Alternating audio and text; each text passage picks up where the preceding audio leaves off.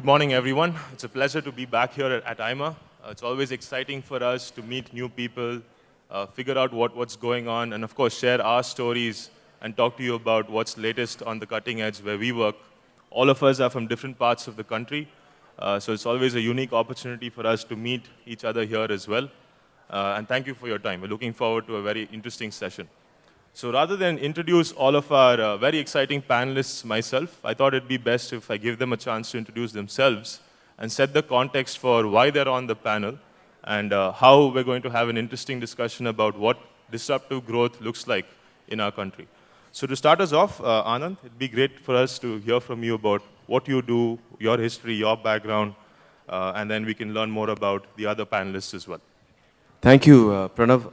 Thanks, AIMA, for this great opportunity to come and meet with you all, and for the lead-in question of Pranav. I'm Anand. My background is I'm actually a semiconductor physicist. I used to design computer chips for about 16, 17 years, PhD in electrical engineering from the US. And then about 10 years ago, I shifted from semiconductors to biotechnology. And in the last 10 years, I'm working as a biotechnologist to try to help solutions for cancer first, and now fighting infections or impossible to treat infections which are caused by superbugs. So electrical engineering background, moved over to tech, and from tech I moved to science. And a lot of this transition, Pranav, has happened because myself and my colleagues found that India has got large healthcare problems that needed to be solved. And nobody's going to solve that for us. Unique problems to our country. And we felt, can we use science and technology to solve such large problems? And obviously, the Indian ecosystem offered the opportunity to do so. So that's the background and the area I work in. Excellent. Thank you, Anand. And of course, we're going to dive into those unique challenges as we progress in this panel. Next up, we have Kumar. Kumar is the founder of ToneTag. He's based in Bangalore. Kumar, tell us a little bit about yourself. Thank you, Pranav. So before founding ToneTag, I was actually working for Finacle, which is a core banking product. And I was involved into plugging in mobile and internet banking with the core banking. And that's where I realized that most of the bank apps, and this is like way back in 2012, 2013, all you can do with the apps is check your balances and transaction history. And I thought, why can't I make these apps rich enough that people can use them to also make payments or do interactions, right? And hence I quit Finacle and started ToneTag. And the very moment I quit and I was talking to my advisor, and he said, why, Kumar, you think a customer will use his phone to make a payment when he has cash and card? And that was a very well-defined question. And I told him, sir, I have already quit a very high-paying job. Isn't it that this question is slightly late to be asked? And he said, no, this is the right time for me to ask you this question so that you go out and figure out why your idea is going to succeed, why a customer will use a phone to make a payment. That was 2013, and today we all know some of those reasons why we use phone to make payments, right? But we are slightly different in a way. We are a technology product company, and we use sound waves, right? The sound wave which is around us to enable a better payment experience, right? So any customer with any phone, be it smartphone or a feature phone, can use his phone to make a proximity payment using sound waves under 3 seconds. Today, we are one of the company on this planet to have multiple patents filed, wherein consumers from any banking app, wallet, or payment application can simply use their phone to make contactless payments with experience which is far better than cash and card. Right, we'll talk more about it as we go. Thanks. Thank you, Kumar. And of course, we have Umair from Wigzo here as well. Umair is the CEO and co-founder of Wigzo. Umair, tell us a little bit about yourself. Thank you, Pranav, for the introduction. Good afternoon, everyone. I'm the founder and CEO of a company called Wigzo Technologies. whose primary, we wanted to marry marketing and technology. I come from a background where I worked in small, medium businesses. And I worked in companies. So I was in the internet wave 1.0. I was in the internet wave 2.0. Yeah, I don't look that old, but I am. More importantly, we've seen how things have grown and how marketing, digital, everything has been digitized, and we're seeing a lot of small, medium businesses come and play in the digital field, but the playing field is not level. Companies like Amazon and Flipkart have vast amount of experience and resources. So how do you compete in that stage of digital marketing using machine learning and advanced artificial intelligence algorithm? How a mom and pop shop or a small business compete with the likes of Amazon and Flipkart? And this is the core challenge we set out, and we said we will allow small businesses to leverage machine learning into simple to use interface that will allow them to do digital marketing without competing with the likes of Amazon and Flipkart. And it's been a challenge. It's a really uphill task. Although we understand small businesses are the backbone of economy, and we work with them, we understand that it has been a learning curve, but nowadays, everyone is adopting it. We have seen small brick and mortar shops adopting digital technologies to increase footfall on their stores. And we have seen small brands become really big. We have worked with these brands. Now they have own 100+ retail stores across India. When we started working with them, we had literally, they had one store in Shapurjat, and now they have 100+ stores and an e-commerce which has 1 million footfall on a monthly basis. So our core goal is to democratize machine learning and artificial intelligence to provide it to small and medium business across India. And it's a unique problem that we are solving. We don't want machine learning technologies to be monopolized by the likes of Amazon and Flipkart or a Snapdeal, people who have hundreds of millions of dollars. But we want small businesses, mom and pop shops and small e-commerce businesses, small businesses, to use digital technologies in a way that they're not competing, they're not spending exorbitant amount of money, but at the same time they're leveraging what is out there on Facebook, Google, and other digital mediums. Excellent. Thank you, Umair. So let's kickstart this panel by understanding a little bit more about the domains our panelists work in. These are all very interesting domains. The scope of these challenges are huge. They impact all of our daily lives. They impact how we live. They impact how we pay. They impact how we spend money online and offline. So Anand, let's start with you. Now, your founding team comprises of the experts in your space. All of you coincidentally work together in Bangalore. Yes. That's unique. Most of us would not know that there are computational chemists, molecular biologists, big data scientists, all coming together to work in biotechnology. So talk to us about why these kind of people have come together to solve this problem. What is the nature of this challenge that dictates that these are the kind of people we need to come together to solve this problem? Great. So I'll first talk about the problem we are solving and then address a fantastic question.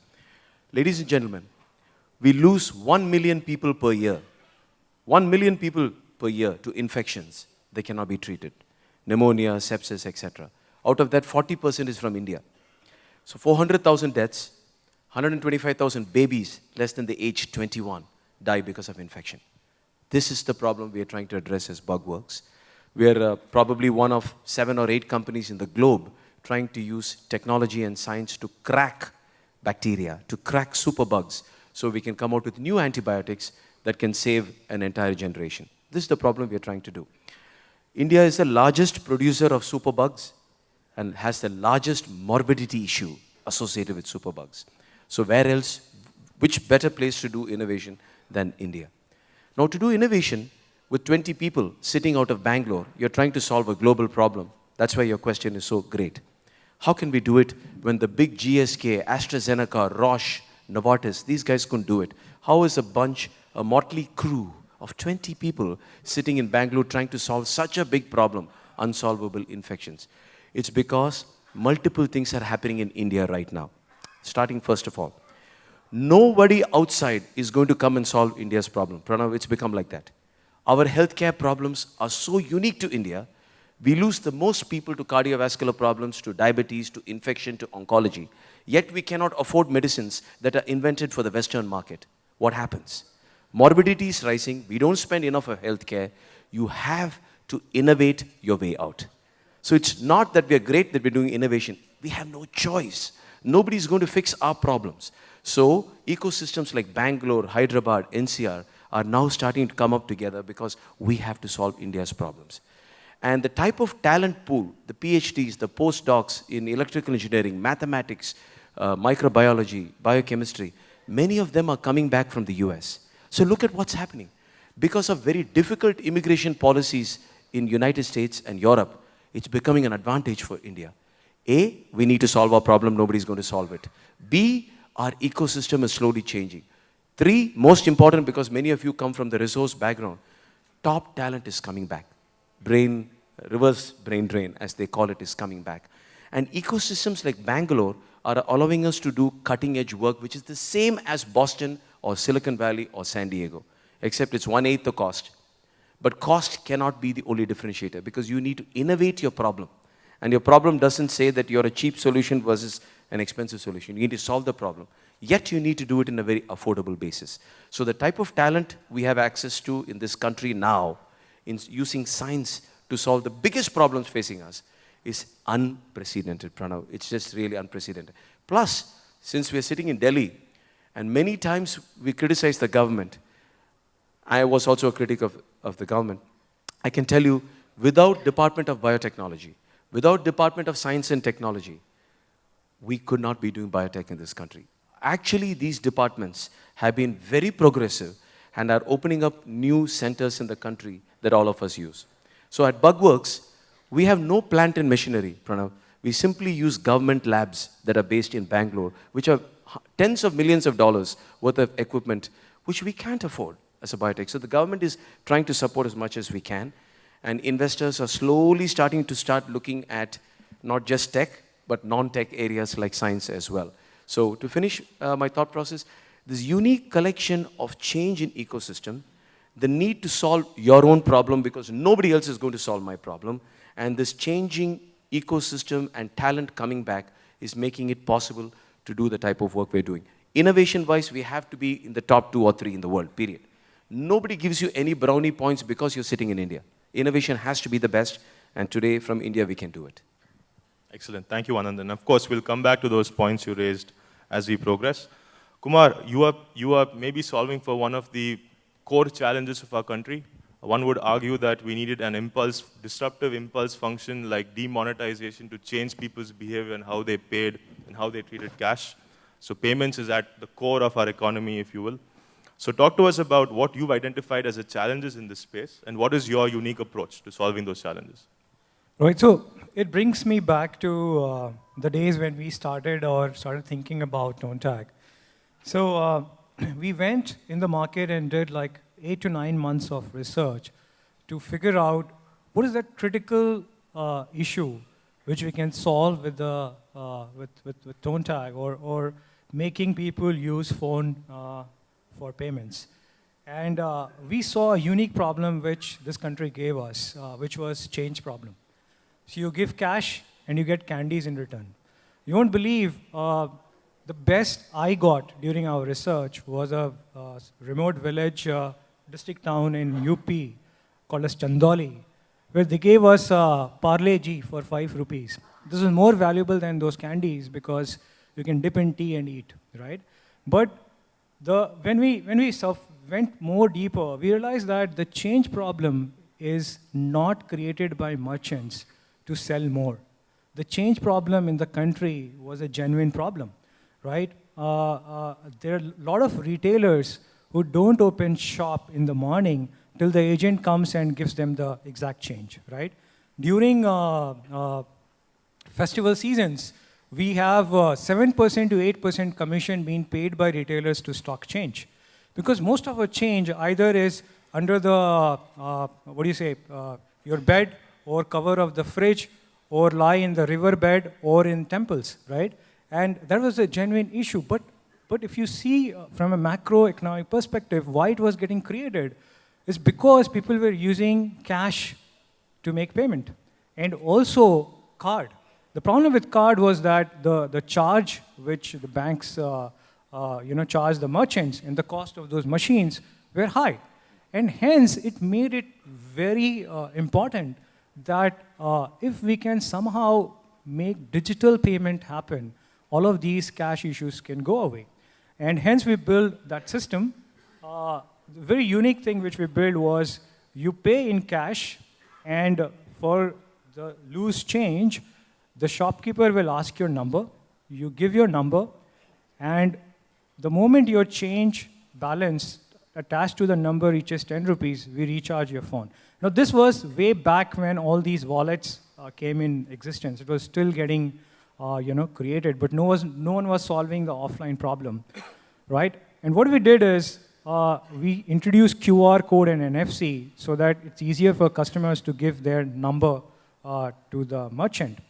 And during all of these research, two very critical things came out, and that's the base of ToneTag as a technology. Number one is that if you have to fight cash in this country, your solution, and if it is digital payment, should be available to every consumer and should support every mobile phone, right?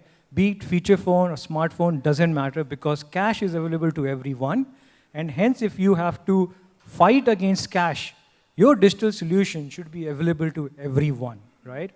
And this was very evident when demonetization happened, and I'll go there later. The second fundamental learning was that the experience of using your product should be better than what customers are used to today, which means that if you want customers to use phone to make payments, the experience should be better than cash and card, because that's what they are used to. Otherwise, you have to give a lot of cashbacks to customers to use your product. It will never be a transition, a natural transition for customers to start using phone, unless until you are not incentivizing in some other form, correct? So with these two fundamentals, Pranav, we looked into a lot of technologies like magnetic waves, radio waves, and very interestingly, we also looked at sound waves. Now, sound wave was the only waveform which helped us think deeply to solve those two fundamental learnings. Number one, that every phone ever produced on this planet can support sound waves, which means whether it's feature phone, smartphone, doesn't matter, right? So hence, first check mark on the first fundamental, that if we use sound waves successfully to enable digital payments, we can fight cash straight head on, right? The second was where we built a lot of patents, right, to make sure the experience of using sound waves is better than cash and card. And that's where we are today, right? So today, in the last 3 years, we are present into 50 million consumer phones and more than 300,000 merchant devices. We are the only company on this planet which can convert the existing card swiping machines or ATM machines to become contactless just with the software. You know, what is the amount of time, say, Apple Pay took to convert 100,000 merchants to start accepting Apple Pay? It was roughly 10 to 11 months, and we did it in 2 months, because just with the software you can make the existing infrastructure smarter. Coming back to the question which you asked, that during demonetization certainly was a huge push for us to move towards digital, right? And have that phenomenal change in behavior, right? But what nobody looked at is that in India, if we talk about people who have phones, right? Because digital is either card or phone. There's nothing else. We have still more than 6 out of 800 plus million phone users, 600 million plus use feature phone. But the irony is that the country has only built applications on payments for smartphone users. Many applications. Today, you and I have almost 20 options to pay from our smartphone. But a guy in a remote village with a feature phone cannot pay the merchant at, with using his phone. He just cannot. During Jan Dhan Yojana, we created bank accounts, but what we gave them was a card, right? You can't use that card, right? Because the people who got most of those cards, they don't have infrastructure to swipe those cards. There's no ATM in villages, right? Where you will withdraw. So what they do is they walk, one day they go to the city or the nearest town, they withdraw all the cash, and the system becomes, again, cash rich.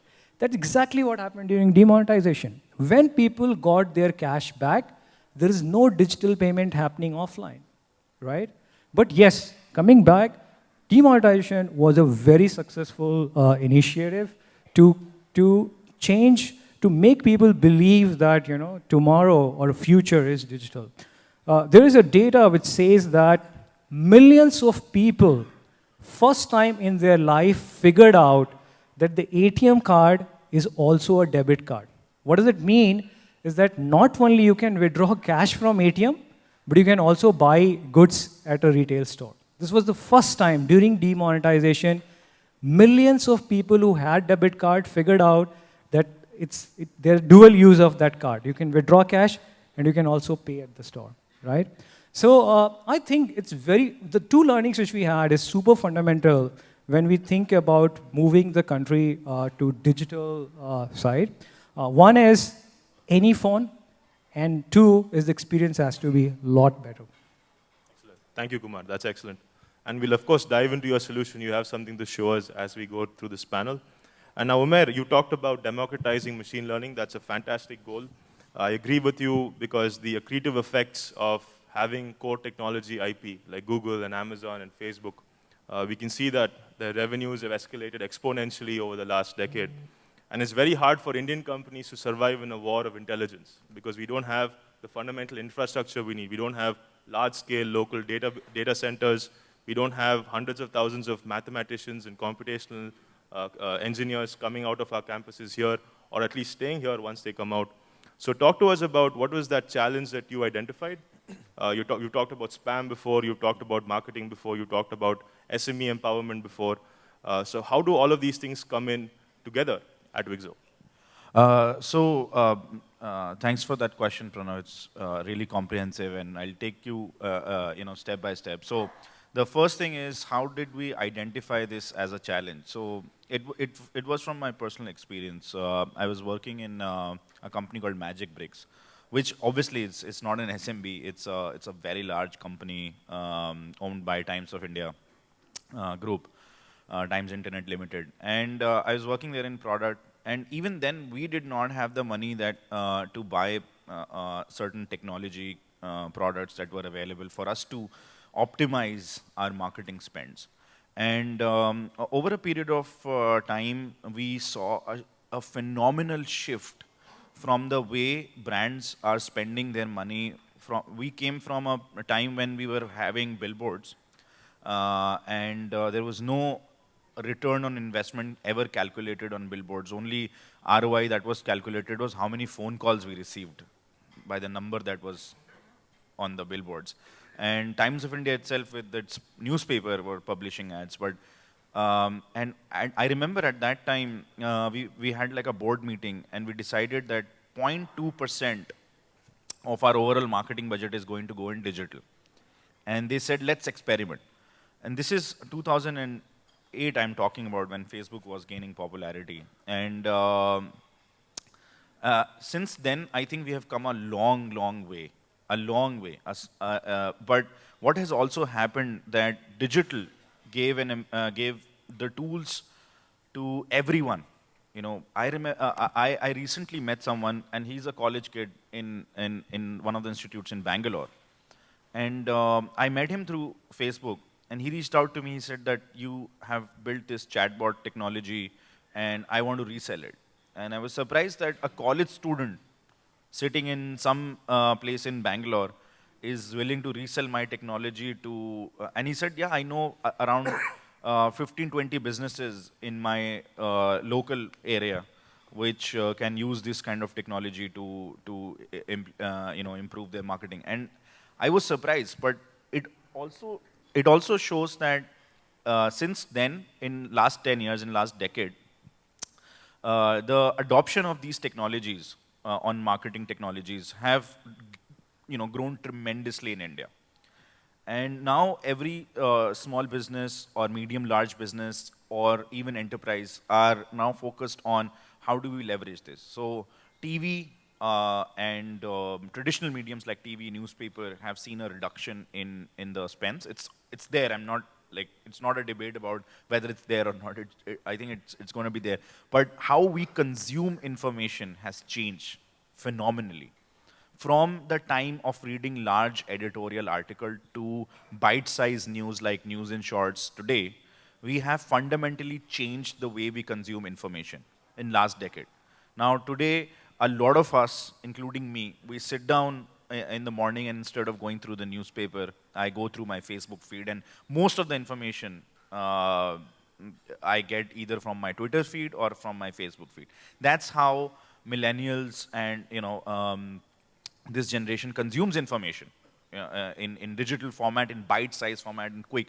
And that's why it's fundamentally changed how we present that information across to people. And that is, so it needed special tools and technologies to be built. But the challenge that we faced while we were building out this technology, it was a fantastic first world problem to solve. Let's be very honest. We are not solving cancer or we're not in remote areas. It was a first world problem we were solving. But still, what we realized when we started searching was people did not even know that they could have like an online presence and it would help them. I will give you an example. There is a Royal Enfield showroom in Govindpuri. Most of us are from Delhi, right? So we would know where Govindpuri is. And it was a standalone Royal Enfield showroom. And I went to this guy, and he said that I don't have any footfalls. It's located in an area where people are not buying Enfields, and I don't have any footfalls. And we said, have you tried online? I said, why would someone put information online to buy something offline? And we did an experiment with him, and I'll tell you what his conversion rates are today. That he sells around 600 motorcycles every month, or Royal Enfield motorcycles every month. Out of those 600 motorcycles, around 286 are the ones that people book their appointments or test drives, or they give out their leads online, and they reach these people they give online and they reach out to these people offline. So and it has given a phenomenal shift to his thinking, and he says, boss, take more money, but get me more leads online. This has been the shift that we have seen in most of the businesses that are present in India, and what they want, and like I said, most of us are from Delhi. हमें धंधा समझ में आता है, हमें धंधा करना है. End of the day, we want business. We don't want to get. So this is the attitude that people have. हमें धंधा करना है, मुझे धंधा ला के दो कहीं से भी. And that's why they turn to a more cheaper, more robust, and more ROI-driven mechanism, which is online marketing. And today, in the next 2 to 3 years, this is only going to increase. I was reading a study very recently that back from 2000, 18 years back, there were no tech companies in the Fortune 10. And today, I think out of the Fortune 10, there are like 6 technology companies. So you can understand how tech is the most valuable asset people have created, companies like Google, Facebook, and these companies. And for us, I think going forward also in India, because we have gone from an economy with zero penetration of internet to geo. That's the leap that we have taken. We are going to see a phenomenal shift in how people are consuming information over the internet and how they are reaching out to different brands over internet, right? And I'll give you another example. We work with this brand called Biba, and most of the females here would, I think, would know, or most males who have bought clothes along with have done shopping with their female partners would know. It's a female ethnic Indian wear brand, Biba, who sell kurtis, and they said that we have 200 retail stores. We don't need an e-commerce. And they built, but eventually they did build out an e-commerce, and we do marketing for Biba, and they were surprised that their orders were coming from the remotest towns in Kerala, the remotest towns in Karnataka, the remotest towns in Maharashtra and UP, because they did not have access to Biba's, retail outlets there. So it suddenly opened a very, very large markets for them, which they did not even know existed for them. And eventually after that, they were able to pinpoint it and even raise about 1,000 crores. But point being that now people are understanding the importance of these technologies in their day-to-day life. Even as consumers, we don't really know, but we have been actually fed artificial intelligence on a day-to-day basis. Every one of you must have searched something or the other on Google, right? Everyone. Everyone has, at some given point of their life, has searched something on Google. So Google auto-completing your sentences is artificial intelligence. It's machine learning. They've learned over a period of time from your searches. And for example, your news feeds on Facebook, they have been tailored for your taste. They have been tailored. So some of the friends who are not active or you don't interact with them, their posts are demarked as low priority. And some of the friends that you interact with or you like their post are given top priority. That is algorithm. All of us have been fed artificial intelligence on a day-to-day basis. So to Pranav, answer your second part of the question is how we thought it will come together. We thought that, as consumer, we have been fed this technology over different digital medium. Now, how do we make it simple enough for small, medium businesses and medium, large businesses? Another very astonishing fact that we came across was 99% of businesses in India have less than 5 employees. Now, how do you present a technology solution to these businesses that have 5 or 7 employees and ask them to use it? It's a huge shift. So that's why our focus was not only to bring the technology in a format that's easy to understand, but also use machine learning to implement those technologies automatically. So today, because we have learned over a period of time, so today, if a showroom like Royal Enfield showroom, that an example that I was talking about, comes to us today, like a showroom recently came, which was Trinity Motors in Pune, we did not have to do anything because everything the machine has learned over a period of time from Royal Enfield's marketing was implemented in a similar fashion by default. So an SMB, if they can optimize their marketing in literally 2 minutes, without spending a single resource on the platform, that is what they wanted.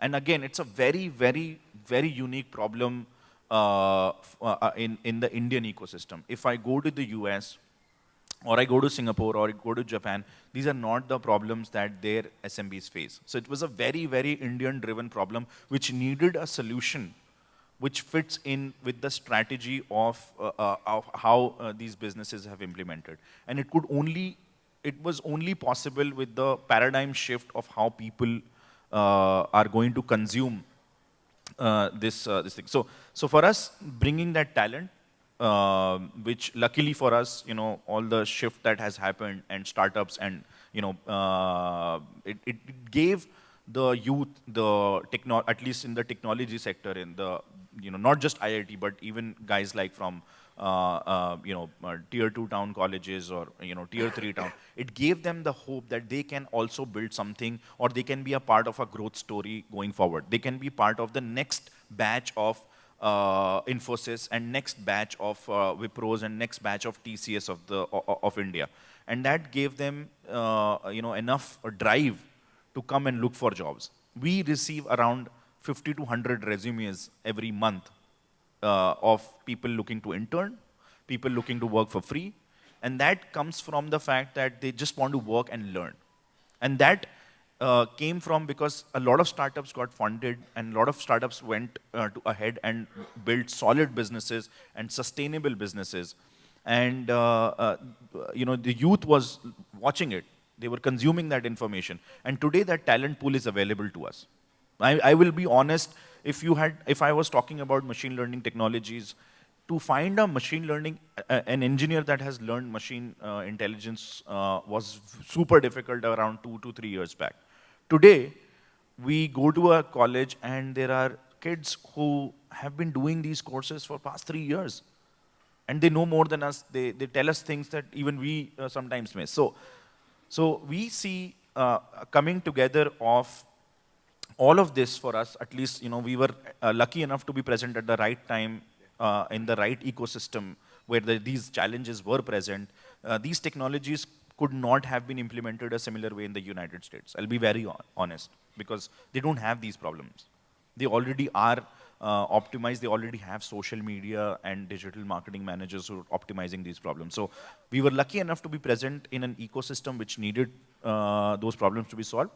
The talent pool available, and the hunger for people to get more business, dhanda. And all of that came together for us to build achieve what we have achieved today. Excellent. Thank you, Umair. That's a very comprehensive answer. So let's switch gears now. Now, Anand, I want to ask you about what is your experience building a disruptive company in Bangalore, in India. So why did you choose to do that here?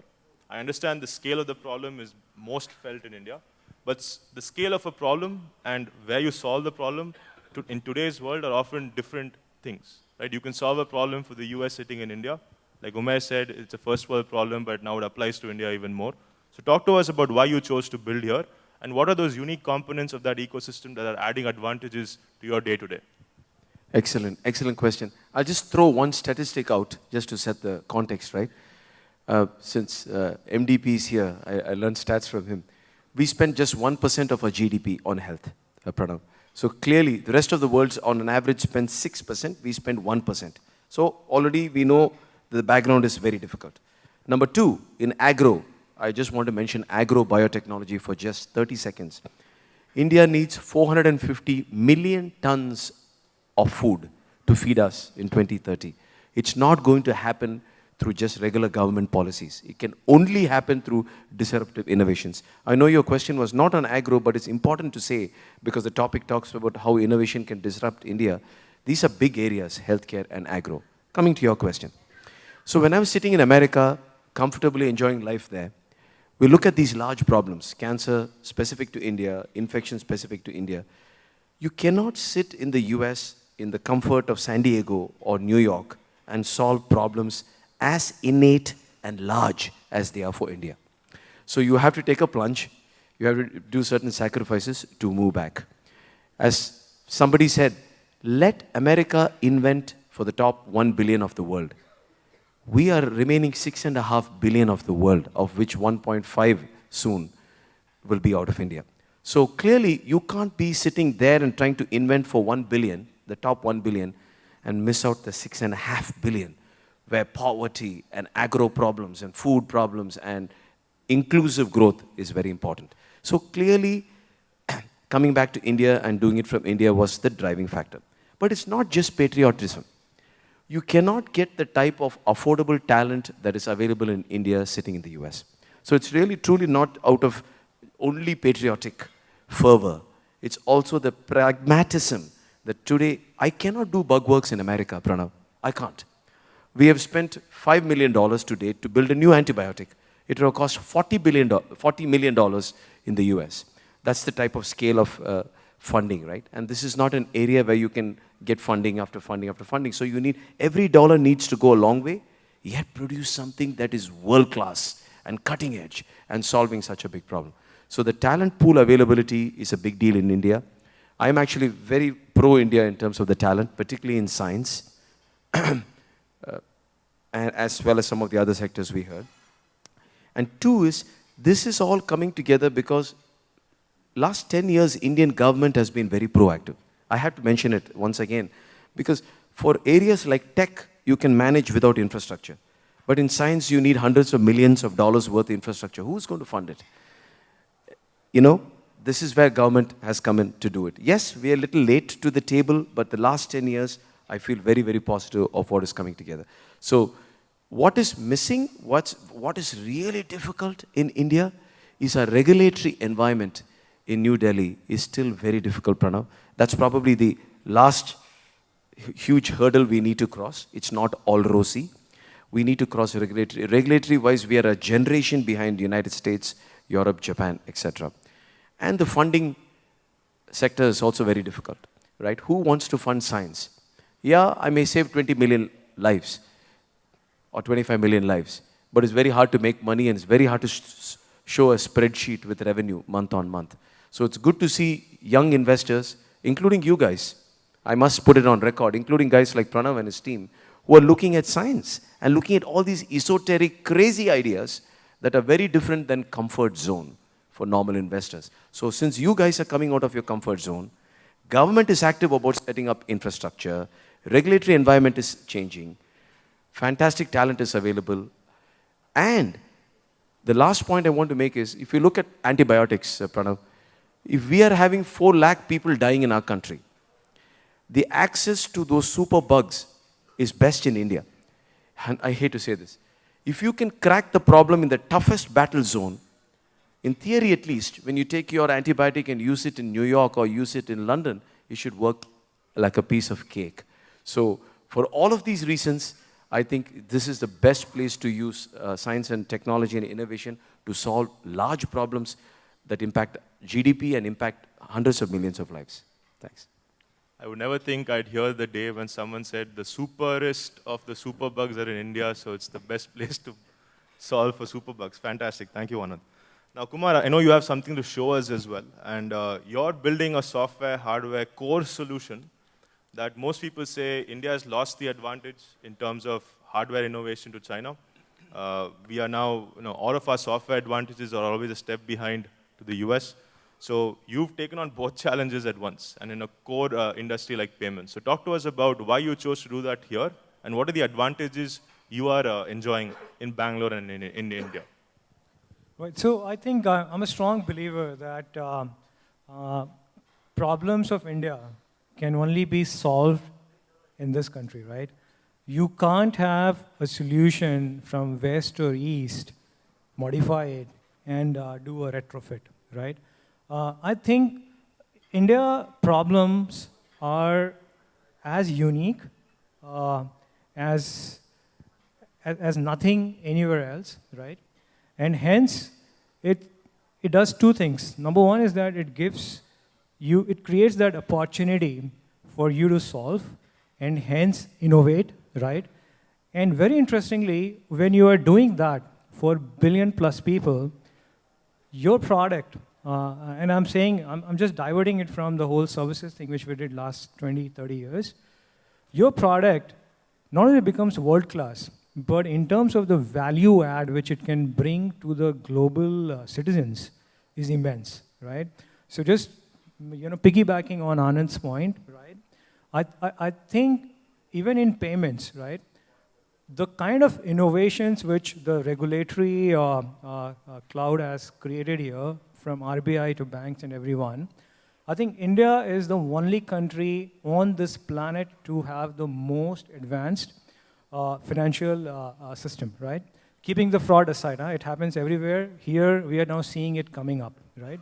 So today, for example, the whole open banking architecture, which London, which UK is talking about, which banks in US are trying to build, which Singapore has just launched, Australia is doing, right? We have done it 10 years back, okay? And the seed of it, which is in the form of UPI or Bharat QR, is happening today, right? The card networks globally will bet their money saying that the whole 2-factor authentication was an innovation from India, but there's no credit to either RBI or most of these banks, right? So I think going back, we strongly believe that India has given us that opportunity, right, to solve for this fundamental problem of consumer behavior change when it comes to digital adoption, right? So one side, we are innovating on the software, where with just the software, we can enable millions of people, right, to shift digitally.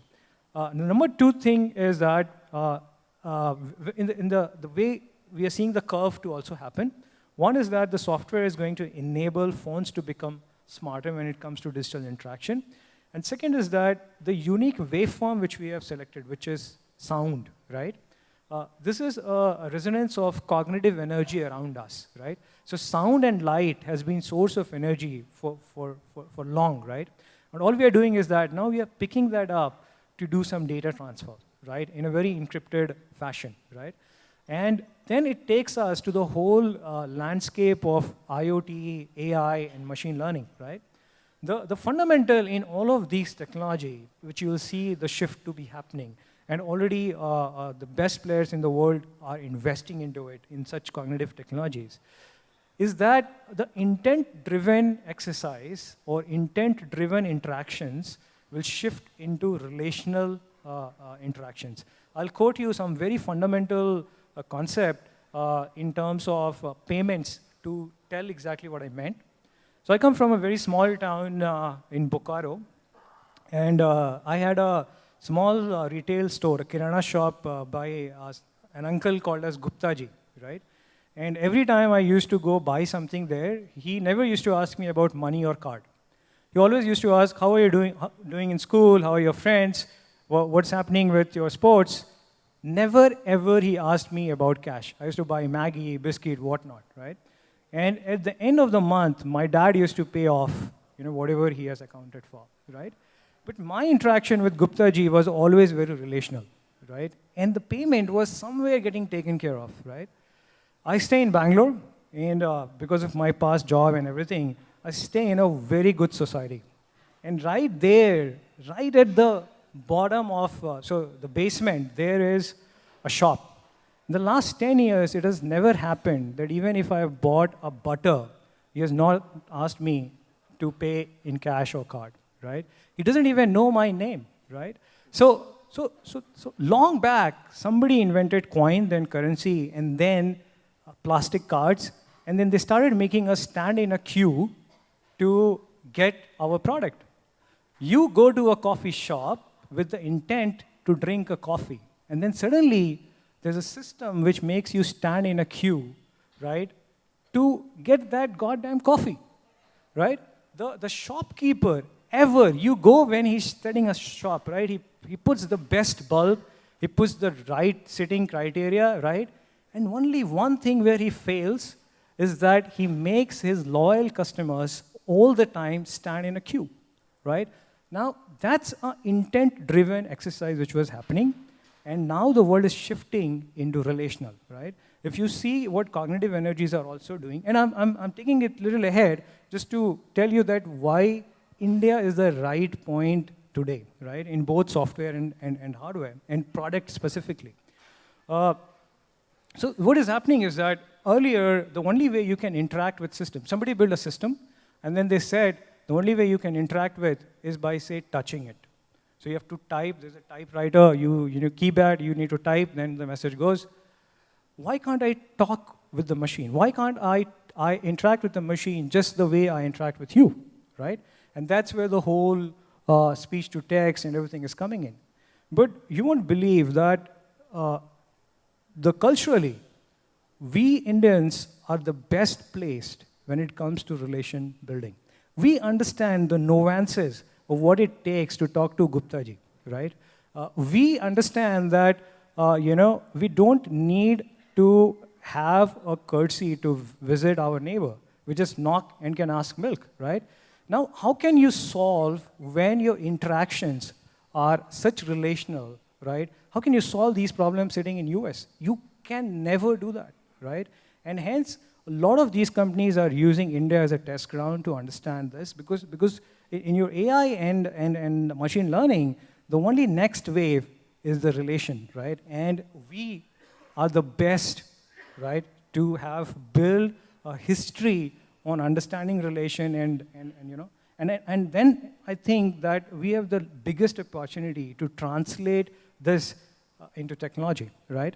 And when it comes to, I've heard a lot of startups, they say, hey, we don't get the right people, right resources, right, when we think about building product from the country.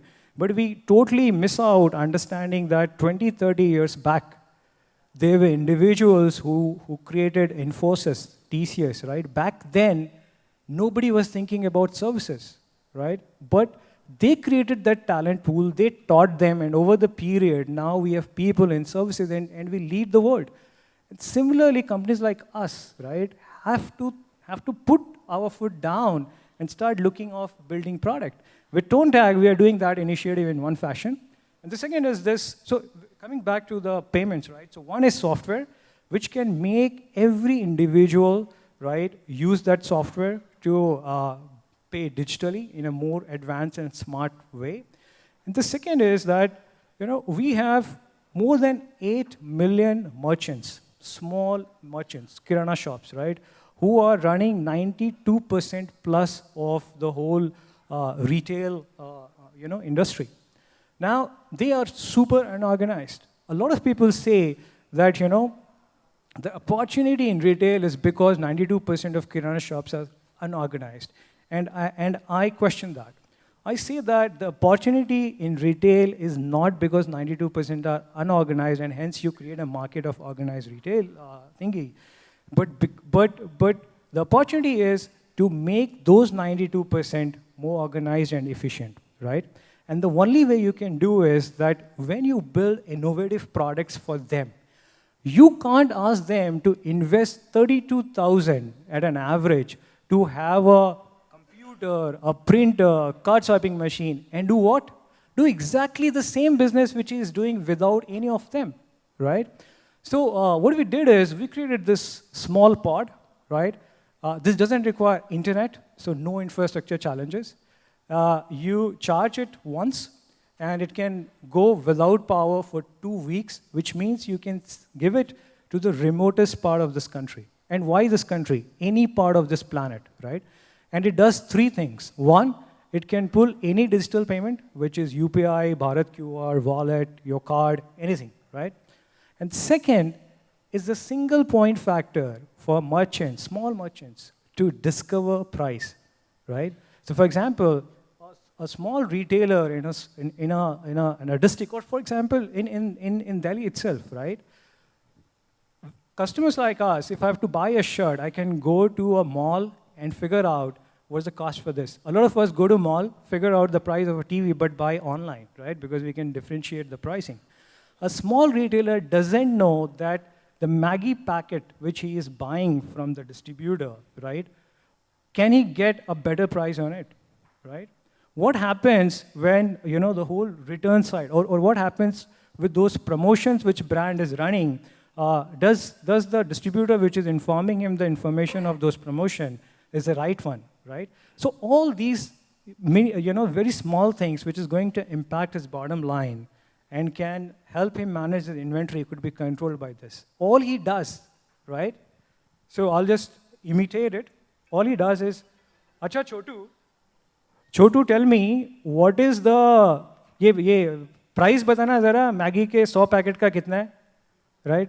And it beeps up on the screen, 1,000 rupees, right? And then he asks his cashier, how much the distributor was giving it for? तो वो बोलता है 1100. बोला अच्छा छोड़ो एक काम कर order place कर दे.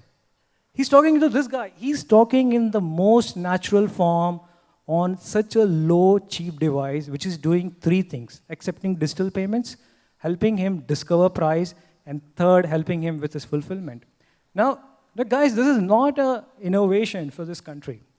This is an opportunity to create efficiency at the lowest level so that when we talk about our economy is going to hit 2 trillion, these are the innovations which you need. And the impact of it, I'm telling you, in the next 18 months. So ToneTag today works with a lot of large global brands, right? Anywhere from MasterCard, Finacle, Verifone, and a lot of large players, right? And with some of those partnerships, right, in next 18 months, we are going to change the way people pay at retail stores in few countries, right? We are going to change an entire island country where you will start seeing that people are using their banking apps on phone and having such interactions. So what I'm saying is that this would have not happened if we would have not built it in India, because we would have never even got a clueless idea of these problems anywhere else, right? So, and hence it demands, so the question is, what are you doing to solve the problem? Whether you are building a software product or whether you are building a hardware product, it has to marry. The only thing which hurts me today, that when it comes to hardware, right, this is one of the most innovative form of disrupting the retail and payment space. But at the same time, I think, right, this, if I make in China, it will cost me half the price, right? But I'm dedicated to continue making it in India, right? All I need today as an entrepreneur is the support of the ecosystem so that we build hardware products, for global audience, not only India, correct? Excellent. Thank you, Kumar. That's a fantastic story. And now, Umair, switching gears, because you brought up the human capital advantage, you brought up how our college students are changing how they think, how they train themselves. Now, you as a team, you guys have evolved. I've seen you over the last 3 years. You guys have evolved tremendously in meeting the demands of the market. Your clients are distributed. You have clients all over the world. You have around 450 SME offline businesses going online. Now, how do you build an organizational capacity to deal with so much variance? Because we talk about building technology that helps us change our behavior, but we must also talk about technology changing how we build organizations. So talk to me a little bit about that challenge. Sure. So I think building an organization has been a bigger challenge to me than building the software or the technology. I'll be very honest. It was a learning curve. It was not easy. I made like tremendous amount of mistakes while building those organizations, and I think Pranav would vouch for that. But the thing is that an organization is nothing but its people. You can have products and you can have softwares, you can have hardwares, but if the people are not dedicated, driven enough towards a common vision, they are not going to achieve that. And that was the challenge of how do we get a team in place that has a common vision. And it's been it's slightly fundamental to how an organization is going to grow.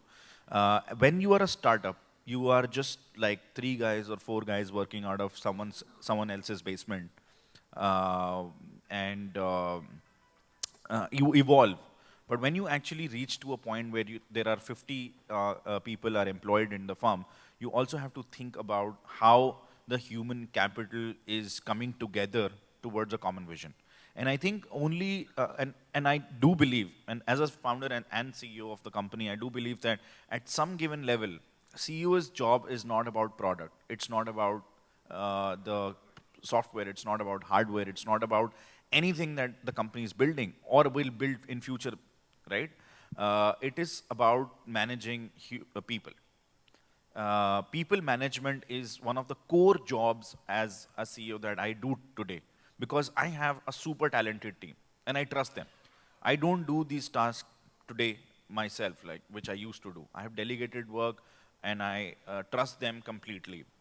They sink or swim in their own job, that is different, but I trust the team that I have built to completely lead it from here on, right? My job is to keep them motivated and keep them aligned towards a single mission. And that mission is solving certain problems in the Indian ecosystem. And frankly speaking, I'll say 2013-14 was the time when everyone, startup word was getting popular, and everyone was like startup, and at that time there was a lot of flimsiness in people, in a lot of people who just wanted to show off that I work for a startup. And what what happened in 2015, 16, 17, and now 18 is that a lot of those flimsiness got cut off. People say a lot of startups shut down, but because of lack of funding or whatever. But I think the fundamental reason of any startup shutting down is not funding. It's not this thing. It's because they were not able to build a sustainable business. As simple as that. They could have like a fantastic product, they could have like a fantastic team, but they were not able to build a business on top of it, right? And that has changed. So now what people when say startup, they actually really want to come together and work in an organization that is creating the next multi-million-dollar or billion-dollar organization from India. And they are aligned towards that vision. So as a founder of a company, my job today is, and actually it takes up 30% of my time, is recruitment, right? Recruitment in the most right way, the right people, and frankly speaking, it is a huge challenge because I work with artificial intelligence, right? I work with technologies that predict a lot of behavior, but literally in human resource tech, I don't have a technology right now that I can put in the interview room and that tells me if this candidate is good or not. Unfortunately, I don't. I wish I had it. Sometimes I question my judgment. I go back and say, did I hire the right person? And if that person start performing well, I suddenly, feel vindicated, that this is validation that it's the most important part of the organization, and it comes down to getting the right people. So I always say that there are no wrong people. There are wrong people for the wrong organization. So it's sometimes not a happy marriage. It's sometimes not a right fit. It's not like they're not talented enough. And I have done those. I have made those mistakes. But over a period of time, you learn from your own mistakes and you learn from others' mistakes. And thanks for people like Pranav who are always there to kind of nudge us in the right direction if things are not going our way. But I've had mentors like Deep from Make My Trip, or Sachin from Truly Madly, who have always guided me in terms of how to manage humans. And I can manage software, they know that. I can manage business, they know that really well. But what's more important for them is how do I manage the people that are there? Because those 50 people in that organization, they will make or break this company. Are these the 50 people who are going to take this in the next level? And I think who else better than MDP is here, and he was part of such a journey at that time of India that built such a massive organization like Infosys. And I always one day he was like, I was standing with him and he was telling me that one thing we did back in the day was build a compliant proof, absolutely foolproof compliance ready organization that you question anything on us and we would have the answers ready. And all of those things become a factor when we are scaling up, when we are in the growth stage. So to answer your question, Pranav, I think building, we have the talent available, we have the resources available. I agree with Kumar's point, I think, but also I think it's an opportunity for us to create infrastructure driven when software is so cheap in India, I'm sure hardware can be. Like, we're not lacking in anything today. So if software has become really cheap in India, I'm pretty sure in next 2-3 years, there will be startups, there will be companies who would be looking at this as an opportunity and say, hey, let me enable this for people like Kumar to be able to build this technology right here in India at, if not less than at par the cost that is coming out from China, right? And I'm sure there are companies already, and Pranav, you would know better, you interact with a lot of entrepreneurs. I'm sure the companies would already be looking at this as an opportunity. And there was a question about disruption.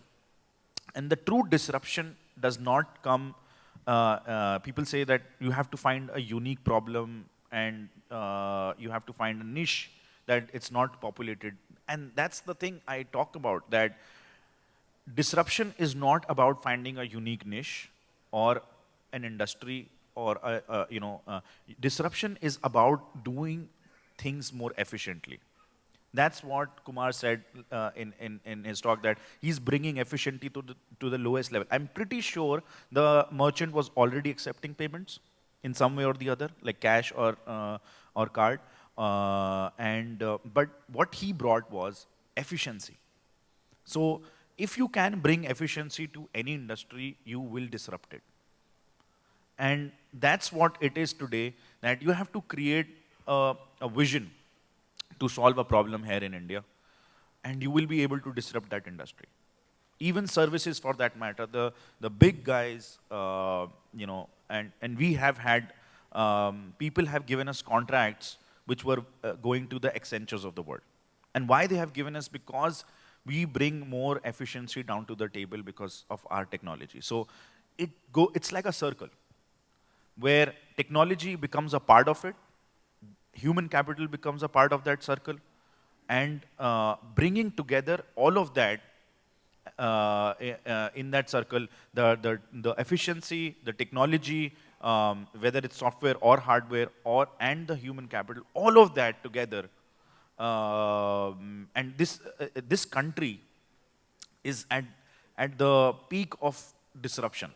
You talk about any industry today that is ready to get disrupted. All you have to do is have a technology. And I'll talk a little bit about how easy I was before this session. We were talking that suddenly it has become easier to reach out to government and work with them. So we talk about industries that are getting disrupted. I met a guy recently. He said that we are going to build the next generation railway platforms, railway lines that are going to disrupt the entire, like Hyperloop one.